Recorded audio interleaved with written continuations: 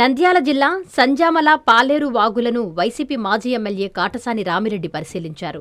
అనంతరం మీడియాతో మాట్లాడుతూ నియోజకవర్గంలోని ప్రతి గ్రామాల్లో గుక్కడి నీళ్లు లేక ప్రజలు అల్లాడుతున్నారని, కలుషిత నీరు, వాసన వచ్చే నీటితో ప్రజలు రోగాల బారిన పడుతున్నారని తెలియజేశారు. అభివృద్ధి అని గొప్పలు చెప్పుకుంటున్న కూటమి ప్రభుత్వం మాత్రం త్రాగడానికి మంచినీళ్లు కూడా ఇవ్వడం లేదని విమర్శించారు. శ్రీశైలంలో 873 అడుగుల మేర నీరు ఉన్నా రాయలసీమకు నీరు అందించలేకపోతున్న ప్రభుత్వం కూటమి ప్రభుత్వం అని దుయ్యబట్టారు. ప్రజలకు త్రాగునీరు అందించకుంటే ప్రతి గ్రామంలో వైఎస్సార్సీపీ ఆధ్వర్యంలో నిరసనలు చేపడతామని మాజీ ఎమ్మెల్యే కాటసాని రామిరెడ్డి తెలిపారు. ఈ కార్యక్రమంలో వైఎస్సార్సీపీ రాష్ట్ర కార్యదర్శి గుండం సూర్యప్రకాష్ రెడ్డి, సిద్దంరెడ్డి రామ్మోహన్ రెడ్డి, రవిరెడ్డి, సంజమాల గ్రామ ప్రజలు పాల్గొన్నారు. గతంలో జగన్మోహన్ రెడ్డి గారు కూడా ఈ విధంగా ఒక సంవత్సరం కరువు వచ్చినప్పుడు ఉన్న నీళ్లను విడతల వారీగా మనము స్టోర్ చేసుకున్నాం. రిజర్వాయర్లకు అవసరం వచ్చినప్పుడు వాడుకున్నాం, అవసరం లేనప్పుడు నిల్వ ఉంచుకున్నాం. ఆ విధంగా చేయకుండా ఈరోజు ఈ యొక్క ఎస్ఆర్బీసీకి నీళ్లు వదలలే. ఇంతవరకు ఫ్లడ్ కెనాలు ఇది గాలేరు నగిరికి వదులుతారు.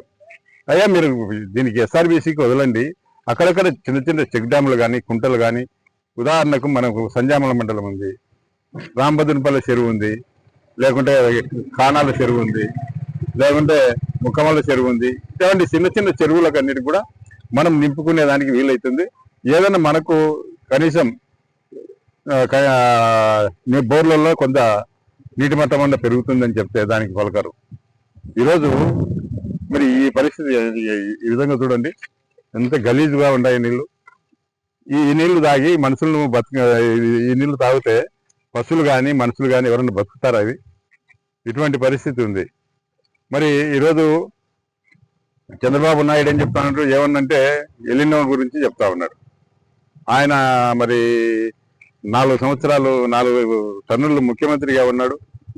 4 టర్ములు ముఖ్యమంత్రిగా ఉండి కూడా అవి ప్రజలకు ఏ విధంగా మంచి చేయాలా, ప్రజలను ఇట్లా కష్టం వచ్చినప్పుడు ఏ విధంగా ఆదుకోవాలనే జ్ఞానం కూడా లేకుండా ఈరోజు ఇంత ఎలినో పేరే చెప్పి ప్రజలు మభ్యపెట్టే కార్యక్రమం చేస్తా ఉన్నారు. మేమేమో ఓరిమల్లు నాటుకోండి, ఇంకోటి చేయండి అని చెప్పి మేము చెప్పడంలే. అయ్యా కరువు వచ్చినప్పుడు ఏ రోజైనా కూడా ఈరోజు ఇంతమంది మంత్రులు ఉన్నారు. ఈ యొక్క జిల్లాలో 14 నియోజకవర్గాలు ఉంటే, ఉమ్మడి జిల్లాలో 14 2 ఎంపీలు గెలిచారు. ఏ రోజైనా కూడా ఇంత కరువు వచ్చింది, ఎలినో ప్రాబ్లం వచ్చింది, ఈ ప్రాబ్లం ఏ విధంగా ఫేస్ చేయాలా, అధికారులు, ఎమ్మెల్యేలు, మంత్రులు కూర్చొని ఒక్క రోజైనా కూడా ప్రజల గురించి, ప్రజల యొక్క సమస్యల గురించి ఈ విధంగా మన కష్టాల్లో ఉన్నాం, ఈ విధంగా ఆదుకుంటాం, ప్రజలకు ఒక జవాబుదారితనంగా ఒక స్టేట్మెంట్ ఎవరైనా ఇచ్చినారా? కలెక్టర్ తెప్పిస్తారు. కలెక్టర్కి ఏం సంబంధం? ఆమె ఈ రోజు ఉంటుంది, రేపు వెళ్ళిపోతుంది. ఓట్లు వేసింది మీకు. మీరు పరిపాలన ఈరోజు పీఠం ఎక్కి మరి మంత్రులు గాను ఎమ్మెల్యేలు గెలిచినారు, మీకు బాధ్యత లేదా? దాదాపు శ్రీశైలంలో 870 అడుగుల నీటి మట్టం ఉండి దాదాపు 160 టీఎంసీలు ఉన్నా కూడా అవుగు రిజర్వాయర్కి 2 టీఎంసీలు వదిలినామని చెప్పి ప్రతిరోజు వాళ్ళు సోషల్ మీడియాలో తెలుగుదేశం పార్టీ వారు ఊదరగొడుతున్నా కూడా ఇప్పటికి సంజామల్లో తాగునీటి కష్టాలు కూడా తీరడం లేదు. చాలా దుర్గంధభరితంగా రావడము, తర్వాత ఉప్పు నీళ్లు రావడము, మొత్తం జుట్లు ఊడిపోవడం, బర్రెలు పశువులు కూడా తాగలేని పరిస్థితిలో ఉంది. ఆకృతి విల్లాస్ వెంకటగిరి ప్రజలకు గొప్ప శుభవార్త.